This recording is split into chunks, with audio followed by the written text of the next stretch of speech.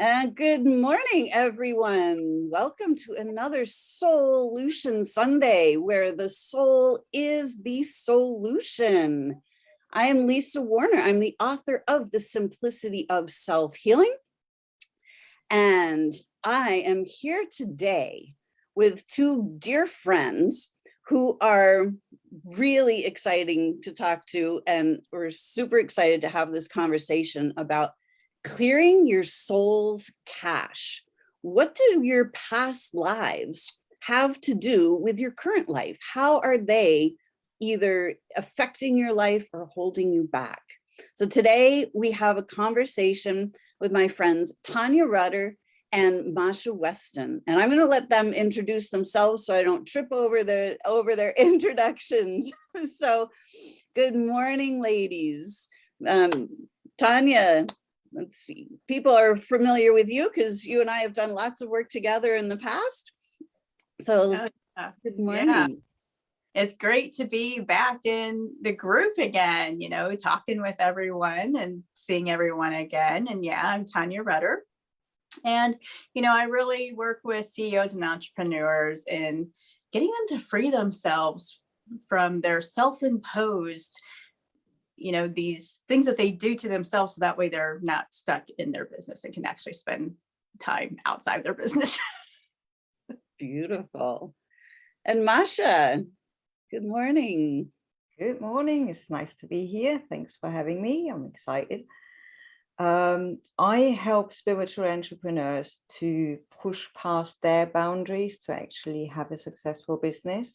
But at the same time, I also help people who are constantly looking for the meaning in their life to find their passion, their purpose, and their destiny.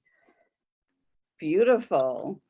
And I help people connect to their soul's wisdom and bring the soul into the body for ultimate well-being. So we all work on the soul level on one way or another. So today we want to talk about, this is not the first rodeo for most of us. We have all been here many, many times. Those of us who are old souls, we know that we've been here. We know that we've had past experiences, and we know that we forget. We don't remember who we are. We don't remember all of the past experiences that we have had as a soul.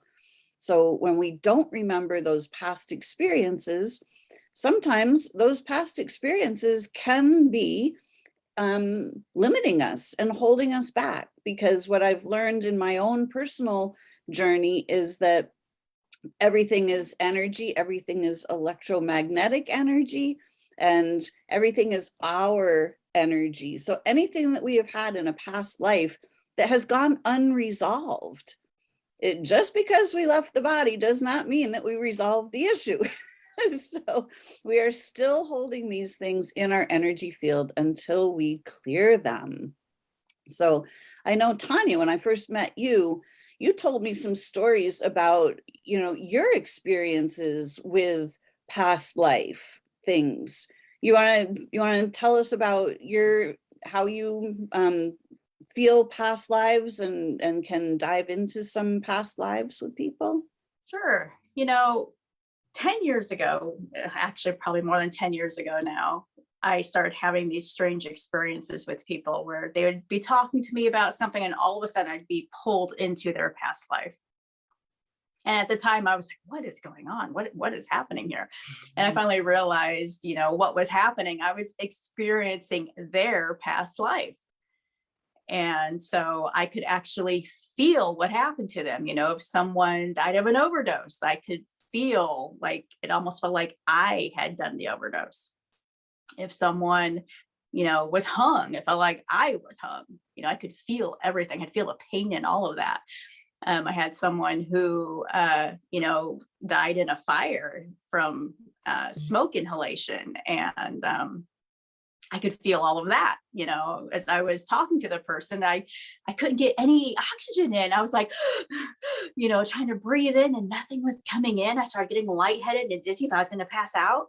Yeah. So that's kind of how it started for me, with the whole past life stuff. And I've come to realize everybody has a past life. even, if you're someone who doesn't necessarily believe in it, guess what? You have had a past life, probably many, many, many past lives. And since then, I've come to realize that past lives are almost like a time loop. Something will happen in the past. And oftentimes it's usually if it's something traumatic, not always, I tend to deal more with the traumatic stuff that has happened in the past. And it's almost as if it creates a time loop where you are stuck in that time loop, in that past, until you've healed it. And so that's, one of the things that I do is just helping people see, okay, this is what happened in the past. Now let's, help heal you from that. And then, there's also the whole issue of generational past lives, stuff that has happened to your ancestors.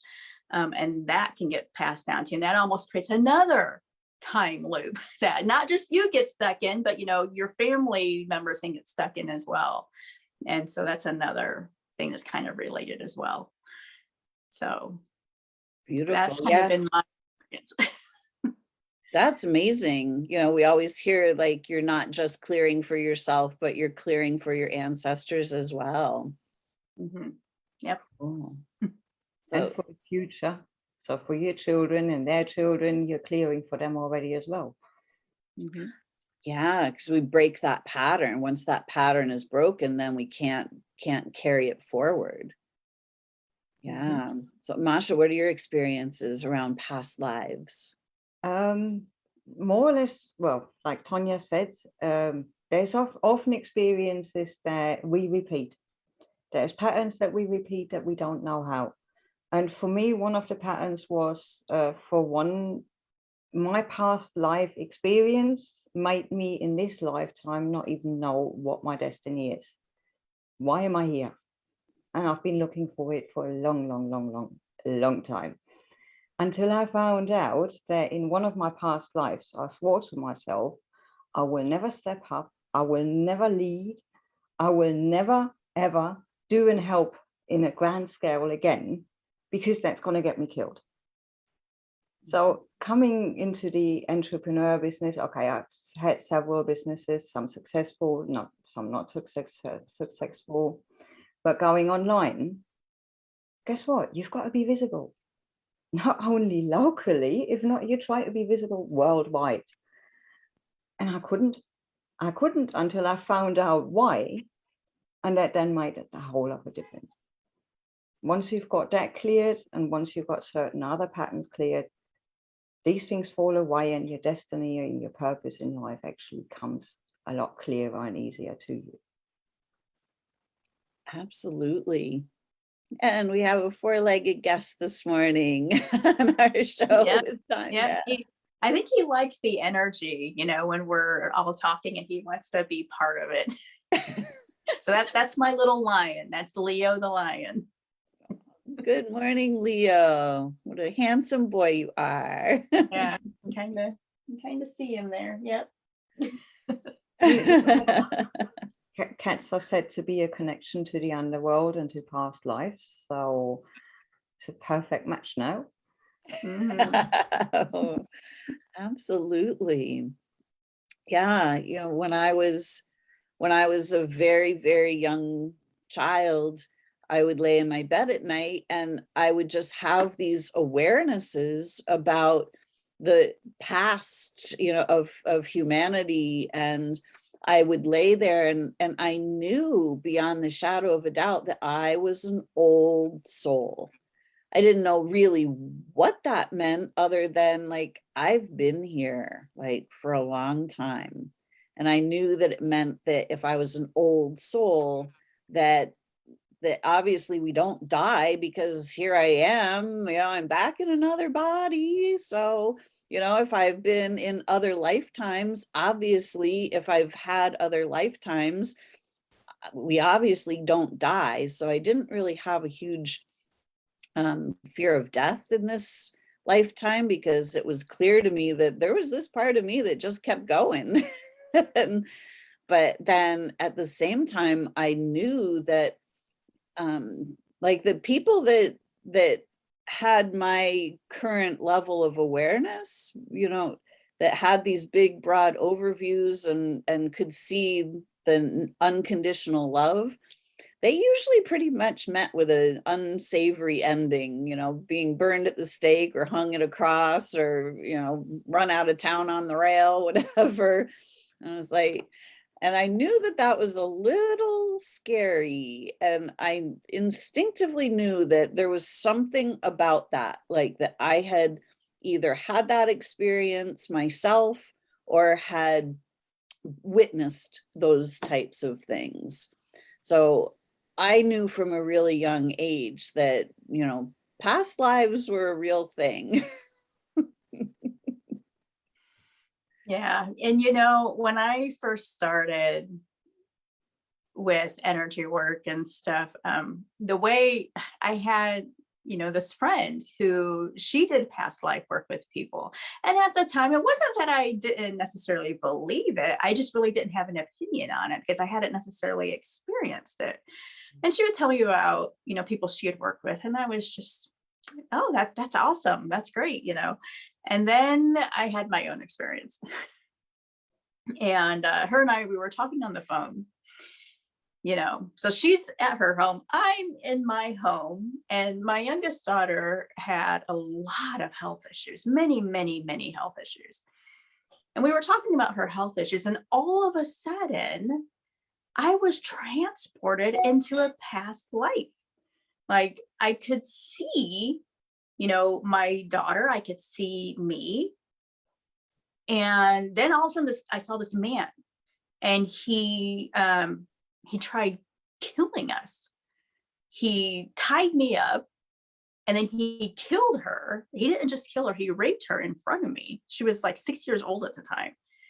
And I could see this, I could feel everything that was happening. And not only that, but my friend could see it as well. She could see everything that was happening. Everything I was seeing, she was seeing. And then I managed to get away from him and out of my bindings, and I tried stopping him. And then he turned on me and he started stabbing me. And where I felt him stab me, she would tell me where it happened. So she was seeing it as I was feeling it. And then, it turned out it wasn't just me and my daughter in this past life. My ex-husband in this lifetime, he was actually my husband in that lifetime. My mother in this lifetime was my mother in that lifetime.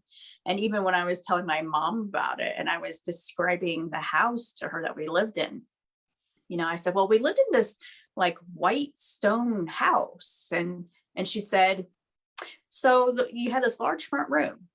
I said, yeah. She said, and there was no decoration on the walls because they were stone. I said, yeah. She said, there was a stairway on the left that went upstairs. I said, yeah. She said, I've dreamt of that house since I was a young girl. Wow. And yeah, so, that was, that first experience I had. And my youngest daughter, she also had a lot of issues with her dad, where she didn't trust him. She didn't really want much to do with him. And it was because in this past life where she was murdered, he wasn't there because he was off working. He was doing other stuff. We were kind of like these like leaders of a community, and he was off, doing strategizing and stuff like that. So he just wasn't there. And while this was happening, while she was being attacked, she was calling out for her dad, and he wasn't there to save her. So in this lifetime, she didn't trust him. She didn't really want to be with him. And so once she discovered what happened and that past life, the healing began, then she was able to have more relationship with her dad. So, and she's gotten better physically as well. Beautiful. That's Yes. a very good example to show that past lives go over into our life, even if we don't know about them. Because if there was no other reason that your daughter didn't trust her dad or didn't want the relationship and it wasn't any good, nothing happened in her childhood, then it's the indication there was something before. Right. Right. And I've since come to learn how a lot of times, you might have these major, major health issues. If they didn't come on from something in this lifetime, if it wasn't triggered by something in this lifetime, then it's probably something that happened in a past lifetime that you've carried over into this lifetime. Mhm. So for her, she had, a lot of autoimmune issues. This whole list of diagnoses that she had, and so many that the doctors didn't even know. I mean, they were like, we don't know what's wrong with her. We're just going to say she has Savannah syndrome because we don't really know what else to call it. And most of the doctors we went to just didn't have an answer for what she had. And then come to find out, she suffered this very traumatic death where this man basically, he like stomped on her, broke most of the bones in her body, stabbed her, raped her. And, she had this catastrophic death. It's no wonder that she had so many health issues in this lifetime. Absolutely. And what I also can, intuit from that is that when we have these unresolved past lifetimes, they are unresolved in our energy field. So that will, because it needs to be resolved, it will trigger something in this lifetime to create the exact situation that will allow us to resolve that. So it can seem like it's coming out of the blue in this lifetime, but it's definitely being triggered from our energy field. Oh, definitely. Definitely. Yeah. Just looking at my daughter, she went from being basically bedridden, having so many issues. Like I said, she even was in a coma for a week because she went swimming in water that was a little too cold. Yeah, she ended up in a coma for a week from that. And but since she's done the healing work on herself, since she's come to terms with what happens, so she's really healed. Now she can swim, she goes to the gym. She's now in college to be a dental hygienist. She's actually thinking about going on to being a pediatric dentist and specializing in autoimmune disease for children. So, she went from being bedridden to where she's at now. Beautiful. Love that. Mhm. So when we, as humans, we're never taught about energy. And, all of these things from my perspective, they're all energy.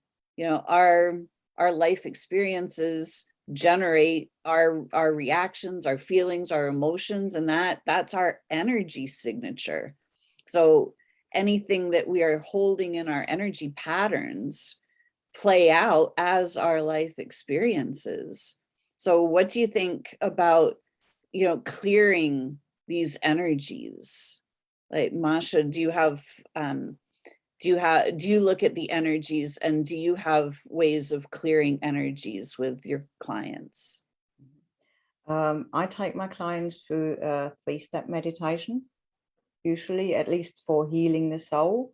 If there is certain patterns that repeat over and over in their life, very often it is because of an original wound that has happened either at the beginning of their lifetime or in a past life. So in the first meditation, we discover that original wound, whatever has done the injury that now repeats us to either be ill or to be in these weird relationships that we don't really want, but just or continuously looking, or like it was in my case, continuously not knowing what I even was here for. So we discover that first and see what soul contracts we've written at the time of that wound that we received. And then we change those soul contracts. We rewrite them in a positive way, in an empowering way. And the last thing is we then visit our innocent soul and invite it back in. That sounds beautiful. So basically, if we look at ourselves like a computer, you know, the mind as the computer processor, you know, we carry all of these different thoughts, feelings, and emotions in that processor. And if we're carrying all of those old things, then we can't create fresh and clean from all infinite possibilities. So this really is like clearing the cache of the soul's records, clearing that energetic charge from the past. Is what I look at is, if everything is energy, it's all electromagnetic energy. We live in an electromagnetic field of energy. So that those charges, you know, anything that builds up, if you walk across the carpet in your stocking feet, it builds up a charge, then you touch something metal and there's a shock. Well, we don't understand that every time we get shocked by life, you know, like, whoa, what just happened? You know, oh my gosh, they're telling me this. Oh no, I just got a pink slip from work. You know, all of those charges are electromagnetic energy. So when we have these negative charges in our energy field, they simply play out as our life experience. They play out as patterns. So if we can go in energetically and look at where these charges are stored, we can literally neutralize those energetic charges and clear the cache by neutralizing those. And then once those charges are neutralized, then we're not attracting more similar charges. Does that make sense? Oh, definitely, definitely. You know, and we hold everything in ourselves. Everything. Yep. Everything is held in ourselves. Our memories, because every experience we have is a memory. Yep. You know, it's a memory. And so memories are also, there's this emotion. There's that thought and emotion that's attached to the memory. So, that's what memories are. They're thoughts and emotions. And what are thoughts and emotions? Energy. Absolutely. So we have all these energy charges in ourselves. And so when it comes to clearing the cache, it's clearing that energy out of the cells. And, one of the things that I do in order to help clear out something is I ask myself, what do I need to see? What do I need to feel? What do I need to heal? And I'm asking my body that, what do I need to see? What do I need to feel? What do I need to heal? And usually I'll feel something in my body. I'll feel the sensation somewhere. And then I focus on that sensation and I ask, okay, what is this? And then some emotion will pop up. And then I think, okay, here's this emotion. Now, what is the thought behind that emotion? And then something comes up. And then it's about allowing the body to heal that. Beautiful. Yeah. And I love that because it's proven scientifically that every single symptom in the body is connected to an original shock, which is a shocking emotion, which is that energetic shock then registers somewhere on the brain, and then it triggers a physical reaction. So by clearing those shocks as quickly as possible, it allows the body to rebalance. But when we're not able to clear those shocks, if it's something from a past life that we have no cognition about in this current life, that it's still running a pattern in our cells. So to be able to go in and look at, where's the original shock? what happened? How do we clear that shock?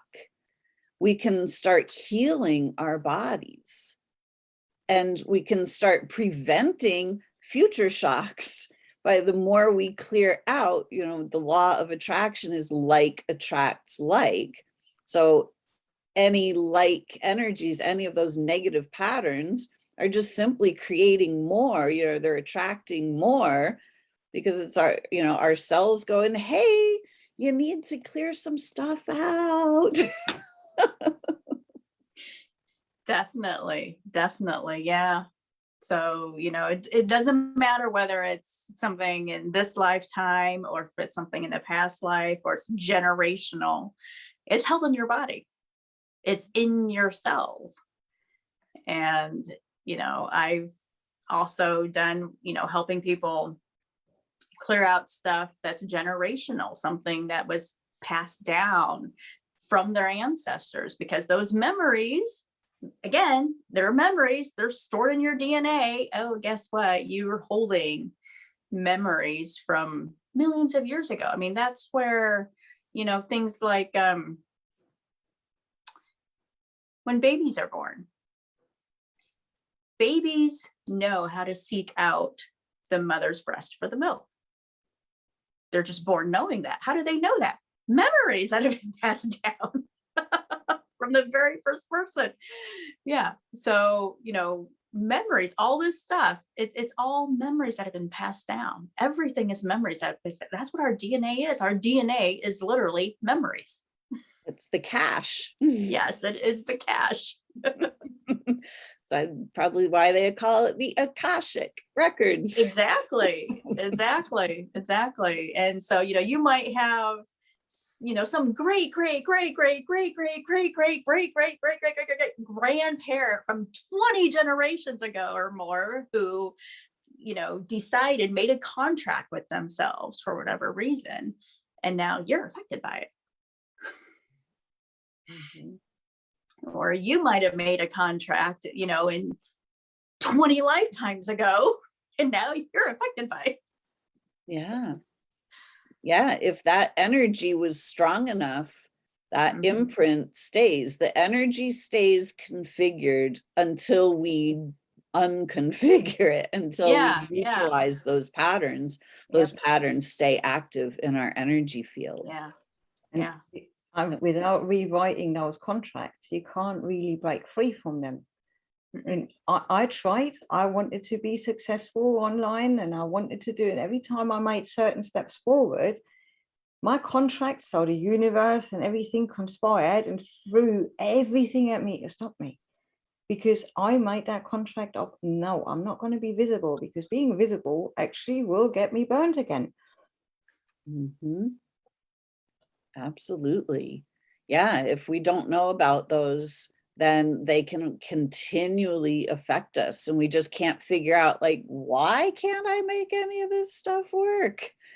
So we have to go in and look energetically. And if we can't find those contracts, like, you know, how do we know what we said 20 lifetimes ago? Like, what do we do then? You can Well, always find them, because you can always ask to be shown. mhm. So Yeah. you might not visually find them, obviously, but within a meditation, you just ask your guides or ask your gatekeeper to show you the contracts that you've made that are holding you back now. And you can Yeah. always rewrite the contracts, but only if you know what their original contract was. Mhm. Beautiful. So we have John saying, totally love the message of the day. If one uses the words, stand in your light, the divinity that is within all of us comes forward. God's energy, the same feeling one feels at childbirth. We are only two things, soil and soul, memories, which includes this life's memory, but this life's memory is filled with emotion. Absolutely. Mhm. Yeah. So we've got Shannon and Delbert and Brenda and Gabby and Diane and John all listening this morning. Thank you all. If anybody has any questions, feel free to put them in the chat. If you want to ask any of us anything, just pop it on in there.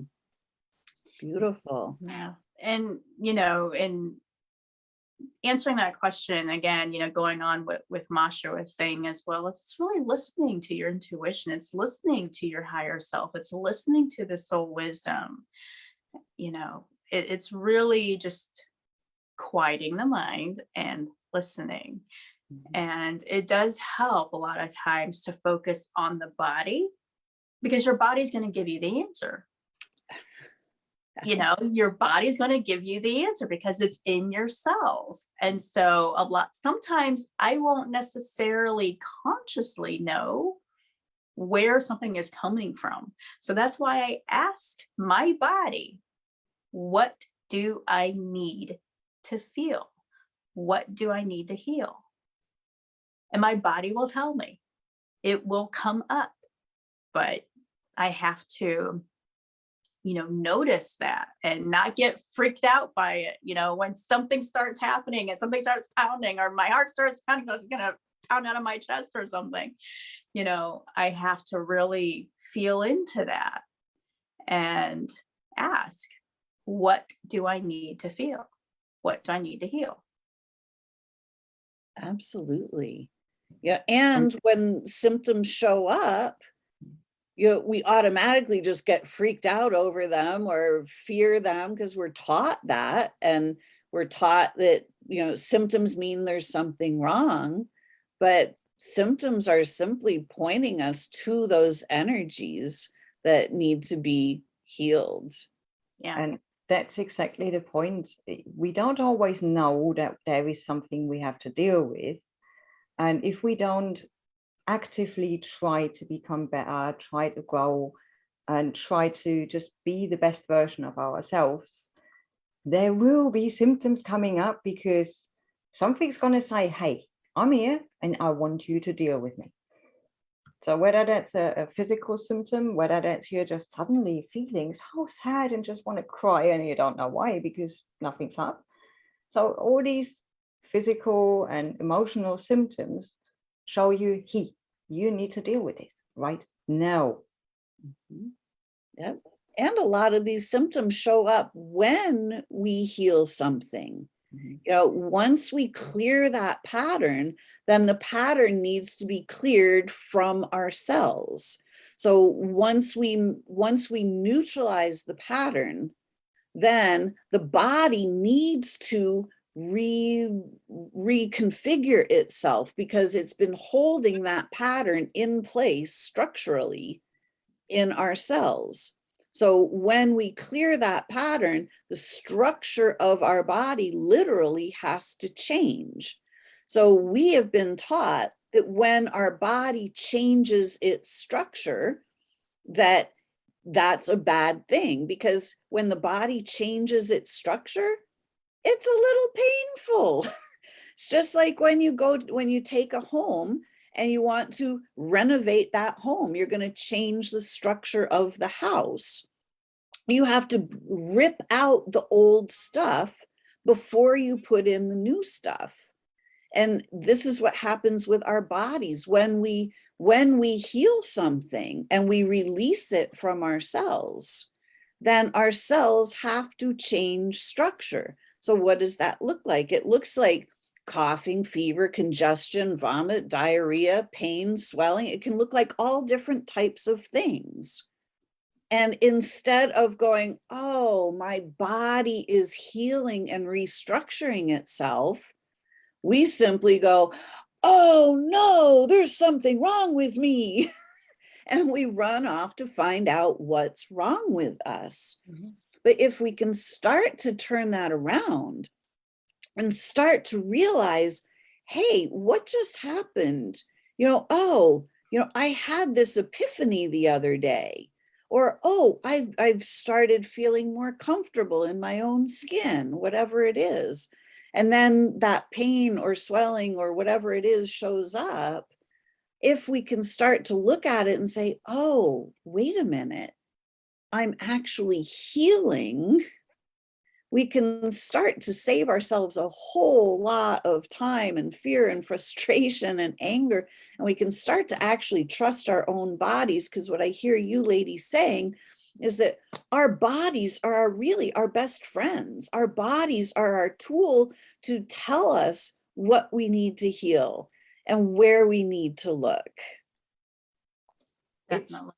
The same like a computer program, as you said before. If we make changes because the program wasn't working 100%, you often get the hiccups and the wobbles that there is something not working in the transition time until you've got the program back to, yes, that's the way it should be running. Same principle. Mm-hmm. Absolutely. We have John saying, breath work brings the past memories forward. I lived my past Native American death during breath work. My tribes were running and hiding life after life constantly. So I told them to stay and get killed and come back in white skin, so we will be safe until we can come back where we are all finally safe. Life is all about the evolution of one's soul. And it's beautiful. It's very sad that we have to go through this as a society, to come back in a different color skin so that we feel more safe. I think this is the lifetime for all of us, where we are taking this human game to a completely new level, where it's all about healing all of these past wounds and seeing how we have been treated as humans by the ones who rule the world, and how we have subsequently treated each other out of fear. That, oops, Mascha, we just lost Mascha. I'm sure she will be popping back in.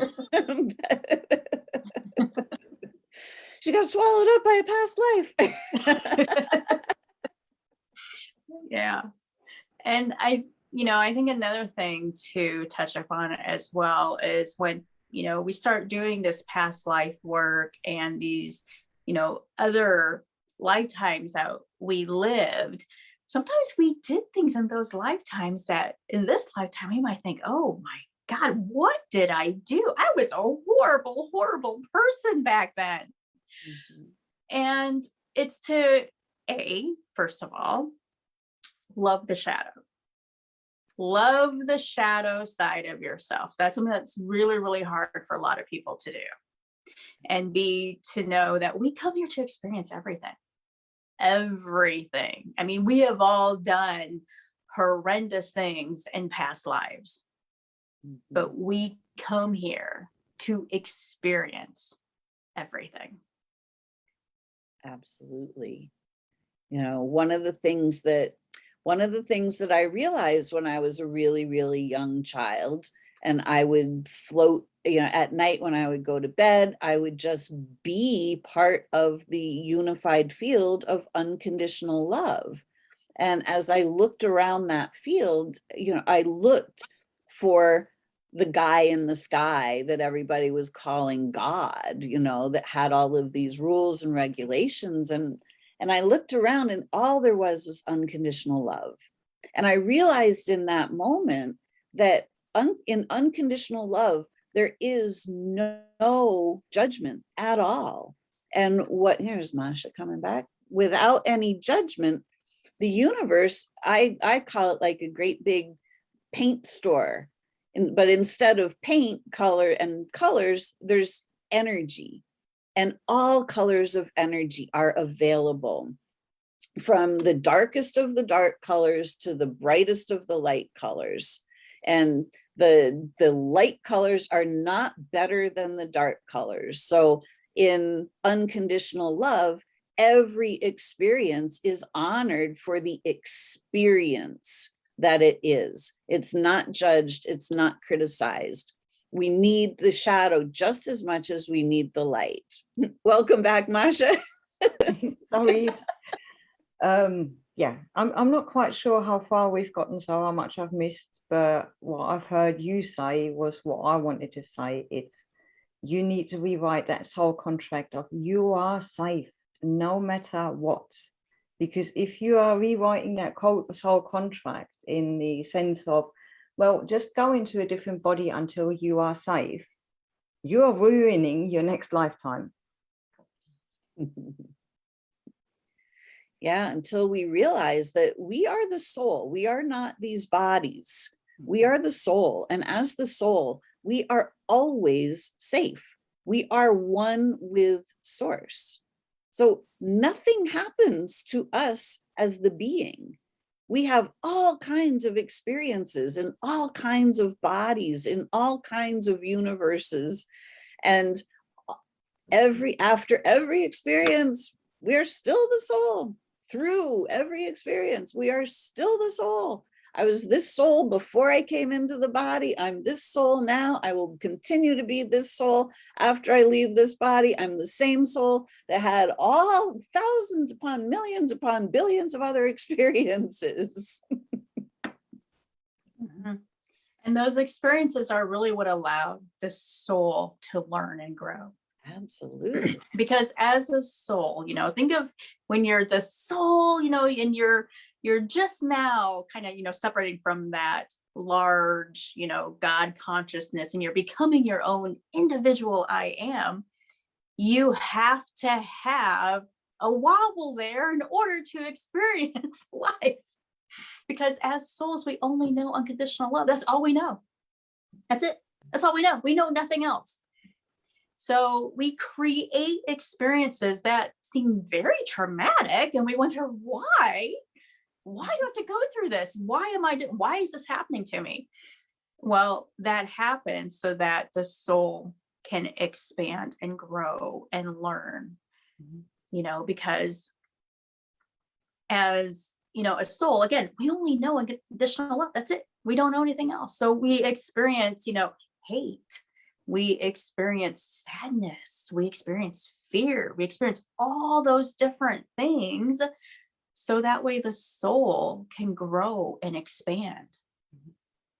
Absolutely. Just like an actor will take on all different types of roles. If the actor only played one type of role, it would, you know, you can make a lot of money doing one niche thing. But for an actor who really wants to stretch the boundaries, they want to do all kinds of things. So if you look at you know, like Sir Anthony Hopkins, who played Hannibal Lecter, you know, it's a pretty unsavory character, but he didn't shy away from that role, saying, oh, I don't want to play that character because, you know, I don't want to experience those things. It's like, no, I want to experience that. I want to bring that to life so I can really explore it. And that's, I think, how we look at things as the soul too. It's like, let me go and dive in and see. What always stuck in my mind was the bus stop example. Is if you imagine there is a bus stop in the universe somewhere, and your soul is on its way to journey back down to earth. And it's already decided what it's going to experience. And then you're at the bus stop with several other souls, and you're saying, right, my experience in this lifetime is going to be, I want to learn forgiveness at the highest level. And then another soul was asking, yeah, but how are you going to do that? So it's like planned out. There's going to be a drunk driver that's going to crash into our car and is going to kill my whole family apart from me. And then I need to learn how to forgive that driver. But how, please, I need somebody to be that driver. So there's been this begging, and until finally one of the souls said, okay, I need to learn to forgive myself as well as part of my experience. I do it. I do that job. And that's how all these things are already planned out without us knowing. Absolutely. I love that. Mm-hmm. That's beautiful. You know, if we look at each experience and really look to see what's actually at the root of this experience, instead of just blaming other people or saying it's a bad experience or a wrong experience, or if we simply start to get quiet and say, what do I need to feel in order to heal? Just like Tanya is saying. What do And I need to learn from this experience? how, Because yeah. it didn't happen to me, it happened through me. Mhm. And we can't really learn how to sympathize with other people if we never gone through anything bad. How can we feel for somebody who's going through a rough time if we never had a rough time ourselves? Maybe not the exact same rough time, but something where we can say, yeah, we can relate to that. Absolutely. We have Kim listening in from Pennsylvania. Good morning, Kim. Thank you for this enlightening information. You're very, very welcome. We're happy to do this. And we have Lee saying our bodies always point toward perfection if we allow that. Our beliefs get in the way of that perfection. Absolutely. Yeah. We live out our beliefs. We experience every single thing we believe, we live out. We experience our beliefs. So absolutely, when we learn to believe better, hold better beliefs, better quality beliefs, then we live out a better quality experience, for sure. Good morning, Michelle. We have John saying, without dark, one could never explain light. If one was the teacher or messenger to show others the dark, it was meant to be. Being sent into the dark, it is where one is forced into the soul, where the divinity comes forward in each of us. It's all good. I love that. And good morning, Eve. And John says, we pick our parents to teach us the base lessons we need to spiritually grow in this life. Absolutely. Yeah. And I think too, coming back to that unconditional love aspect about really unconditionally loving ourselves, I've discovered things that I've done in past lives. I was a monster. I mean, I was horrible, some of the stuff I've done. Right. And when I discovered that stuff, I'm talking like, in one lifetime, I was a queen, and I would torture the prisoners, like torture them, and just hearing their screams was music to my ears. And I'm experiencing this past life thinking, oh my God, I was a horrible, horrible person. And it was almost like I had this hate for myself for a while. How could I have done that? But now I've come to realize, what, I needed to experience that for whatever reason. That was an experience I needed to have. Now, on the other end, I've done other stuff, bad stuff has happened to me. So we've been both. We've been the perpetrator. We've been the victim. We've done both. And it's really easy to get mired in that I hate myself, But again, we experience these things because we're all playing a role in not just our experiences, but other people's experiences as well. Absolutely. When we look at, those types of experiences are still being played out today. They're still being experienced by humanity. When we look at, I often use the analogy of putting humanity in a triangle, and these people at the top of the triangle have been kind of creating all of the rules, and now we're finding out that what you're just describing about that past lifetime as a queen and gaining pleasure from people's torment, that's still going on today. And now this, as all of that is being exposed, people, I think for the most part, I mean, I was really innocent about that. I had no idea that level of we're going to call it evil, that dark of the dark color paint, actually exists. Never crossed my mind that, people could do that. But now I'm realizing, well, yeah, they do that. It's still happening. But it's also those people that do that, I realize they've had that done to them. They are that wounded that they are playing these things out. They have forgotten so fully and completely who they are, that their light has been turned way, way down, and they don't even see their own light anymore. So you can feel, at least I feel, compassion, because I realize that we are all the light, every single one of us, but we have a dimmer switch. That rheostat, we can turn it way, way, way down until the room is dark and we completely forget, or we can turn that way up and really shine our light. And when we see what's been happening on this planet, the rheostat's been turned down for a long time. We've been suffering wars and poverty and devastation, and people without clean water to drink, all kinds of things that have made us suffer through our lives, to really struggle and try to figure out where to fit in. Now we're bringing that game to a whole new level. And it's time for us to look at our collective past and clear the cache, so that we each do that for ourselves. And as we do that for ourselves, we start to do that for humanity too, because we start to each turn our own light back on. And we start to encourage others to turn their light back on, so that we can all, as society, look into our past, into the history of humanity, and see that we have a very long past, that it's one lifetime for all of humanity, that we have been living this human story, the same story, for eons.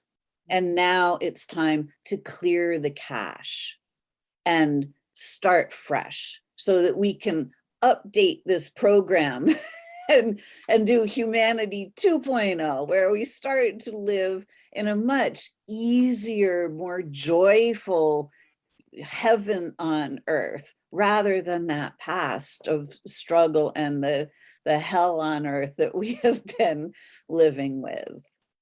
But talking about roles, I like to see it that at least some of those people now, they have chosen to dim their light as far to actually show us, to teach us to look through the illusions, to see through, Absolutely. to see the reality, and to see the flaws in the system, so we can rewrite this program.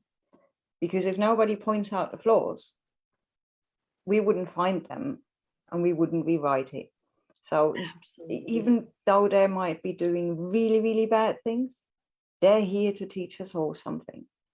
Absolutely. They're playing a vital role in this. And I think that's extremely important for each one of us to realize, because it's so easy to point fingers and say, those people over there, they are terrible people. They're not terrible people. They've chosen to play this role for humanity. They are serving a purpose, as hard as that can be to realize, but they have forgotten. They are the ones that have forgotten the most about who they are. So we can start to show them some compassion. And when we start to show some compassion, we can all help each other to grow and learn. And when you're playing that role of being the perpetrator, it really is almost impossible to be able to receive love and compassion for self. So they have to be able to learn that lesson as well, to start learning love and compassion again. For the soul, though, I think that's one of the hardest roles to pick, to being the bad one for the greater good of humanity, because as you say, you won't get love and appreciation back, even though you're doing it for the greater good. So I'm not quite sure whether, at least with my thinking mind, I don't think I would have stuck my hand up and would have said, yeah, I'm one of them. My soul might have, I don't know, but at least from a human brain point of view, I don't know whether I would have chosen the role. So I admire those souls that actually have. Mm-hmm. But just like Tanya says, in a past life, she did choose that role. she has played that role. So now she has the ability to have a little more compassion for that, right? Is that, am I correct on yeah. that, Tanya? It does. I mean, it changes everything to know that I have been that person. I've lived that. You know, I've brought suffering on people. And I think what that does is it actually brought me closer to loving the shadow. You know, it actually allowed me to realize, okay, you know, I love this side of me because this side of me serves some type of a purpose. And I love this side of me, you know, and more than likely, I had to take on that role for those people who I tortured. There was some type of reciprocal role there. And then when, you know, and looking at today's society and looking at everything that's happening, think about this: the darker the dark, the brighter the light. And so now I have so many abilities that may have come about because of that past experience I had, because the darker the dark, the brighter the light. And, you know, and now that we're going through this phase, you know, it's like really look within yourself and see, can you forgive these people who are doing all this stuff? Because now that's, you know, you learning how to really love unconditionally. And maybe that's part of the thing here is getting the world to learn how to love unconditionally. Think about what that brings on. When you have a worldwide movement to love unconditionally, that changes the world. So yeah, you have to have, you know, those few people at the top being the worst so the rest of the world can get into unconditional love. Absolutely. Yeah, absolutely. Also, without that darkness, that really dark that we're having at the moment, you hear of more and more and more people waking up. Would they have woken up in normal times? Maybe not. So they've been playing a super, super massive big role in waking many people up. Absolutely. And I ended up doing, on the equinox, I did a channel from Archangel Michael, who was speaking on behalf of the Lords of Light. And one of the things that he said was that if you look at humanity, you know, kind of in the triangle that I was talking about, and the 1% at the top, how they have shaped all of human history for a very long time through all of the rules and regulations and the atrocities and things that have been actually going on in the shadows behind, you know, in that darkness, how much they have shaped society and how they are shaping all of society today. What he said was, that's 1%. What now you, the light bringers, are the new 1%. And it's about how you can, by turning up your rheostat and shining your light, you now have the ability to completely reshape society. It doesn't take a whole lot of people. It just takes a whole lot of light. I love that part of that message. The hope doesn't get born. Hope doesn't get born out of, it gets born out of darkness. If you don't go through a bad patch, even if it's just in your life, you won't experience hope. And that's what we need now, the hope and the light that grows bigger and bigger. Absolutely. We have Eve saying a healer's gift is from their wounds. And then John says, all of our lives have evolved for this time. We are living the third testament. God won already. Absolutely. Be humanity. The world is just one huge beehive. The second coming of Christ is waking up the Christ consciousness in each and every one of us, human beings. I love that. And he says, the darker the dark, the deeper one gets sent into the soul, where one lives there, the soul, which is divine love. I feel the light workers are all Lemurians. Could be, at least many of them are, for sure. We love that. The deeper we dive into the dark, the lighter we become, for sure. I love that. Yeah. And I think, you know, all the stuff that's happening in the world is to get us deeper into ourselves and deeper into the light. And as we do that, coming back to the past lives again, that stuff is going to start coming up more and more and more. You know, we're going to start healing those past lives. We're going to start healing those soul contracts. People are going to start searching for more, because a lot of times what happens when bad things happen, you start asking why. Why is this happening? You can either, you know, blame, or you can start searching for answers. And once you start searching for answers, that's when the light starts to, you know, come up. And that's when you start thinking, there's more here. There's more here. There's more here. And then you start going within, you know, as you begin to discover the answers of why this is happening, then you go within yourself. And that then you start healing those past lives. And now you're becoming more complete. You're calling all of those parts to you. You're becoming more complete. And you're becoming more whole. Absolutely. Love that.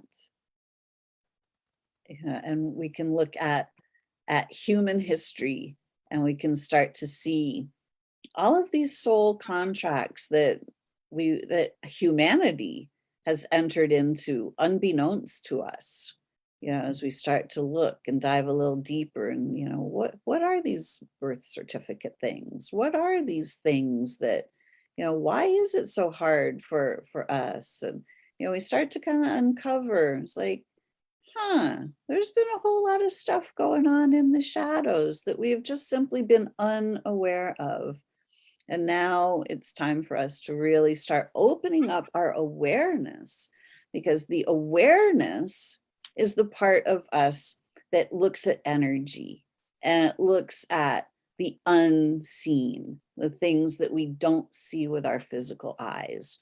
So this is that whole shift of consciousness. You know, it's like the ability to look at the cache and see what's actually in there. So that we can start clearing it out. And it's all about energy, looking back and seeing what's in the energy. So I love this conversation. This has been a beautiful conversation this morning. So what can we say to tie up this conversation? So Tanya, what would you like to add? I think it's really about going within. Go within, really connect to your body. It can be a little uncomfortable, especially when you're asking your body, what do I need to see? What do I need to feel? What do I need to heal? That can be an uncomfortable thing, but just allow it to show you what you need to feel, what you need to heal. And then once you go within and things start coming forward, then you can say, okay, you know, and it's just allow the memories to come. That's really what it's about. Allow the memories to come. And remember that you can always change any contracts that you made. Mm-hmm. And you can even change the energy of the memory. Because, you know, time is not linear. You can go back in time and change the memory. You can change an outcome that happened, you know, 1,000 years ago, because time is not linear. Absolutely. We have Diane says, I cancel all soul contracts that allow me to be implanted. Daily affirmation. Beautiful. Mascha, what else would you like to add to our conversation today before we go? Just follow your intuition. It will guide you the right way. Absolutely, that. And our body is that tool for following our intuition. You know, when we want to follow our intuition, the things that feel expansive and light and easy to our body, those are the yeses. The stuff that causes a contraction, those are the no's. Like, learn to listen to that inner guidance system. Your body's your best friend. So start listening to it. We're all taught right now that we need to distrust our bodies, because there are a lot of people that are making a lot of money by causing us to distrust our bodies. But if we distrust our bodies, we start trusting other people. If we trust the other people who are making billions by telling us to distrust our bodies, it's not going to work out all that well. So really start to trust your body. John says, love you gals. Be proud of being the messengers. Thank you so much, John. It's been a real pleasure to have this conversation with Mascha Weston and Tanya Rutter this morning. So ladies, if people want to get in touch with you, how can they reach out and connect with you? Mascha? I think the easiest way is just type my name in Facebook, find me here, reach out, connect. If you let me know that you're coming through, Lisa, I'll make sure I accept straight away. Otherwise, it might take a little. I'm not on Facebook every day. So that's the easiest way. Beautiful. Tanya has put her link in the chat. Yeah. So Tanya, why don't you tell people how they can reach out to you? So that's my email. You can send me an email anytime. You can also coaching at TanyaRutter.com for anybody that's not watching in the chat. You can also just look me up on Facebook as well. And like Mascha said, just say, hey, I saw you in Lisa's group, and I can accept your friend request that way. Yeah. Beautiful. So, and for anybody that's watching on YouTube, I will put their links in the show notes. So be sure you look in the show notes. And in the Facebook group, we can put people's contact information in the chat. So just scroll through the chat and you'll find their contact information there as well. Yeah. So thank you so much, ladies, for such a beautiful conversation this morning. We're all talking about the soul and connecting to the soul. This is why it's Solution Sunday, because the soul is the solution. All of your answers come from within. They come from the soul. So as the soul, we have all kinds of experiences, and we get to choose the kinds of experiences that we have when we become conscious of our abilities. So let's start stepping up our games and start choosing better. Choose the experiences that you want and look at the things that are standing in your way and start clearing out that cache. Because without that past history stuck to the bottom of our shoe, like that toilet paper that I talked to, we're always dragging that with us. We don't have to drag our past with us anymore. This is the point at which we can free ourselves and free humanity at the same time. So thank you all. My name is Lisa Warner. I am the author of The Simplicity of Self-Healing. And I teach people how to heal their bodies by connecting to the wisdom of their soul for ultimate well-being. So thank you all for joining us this morning. And until next week, create for yourselves a great week. Bye for now.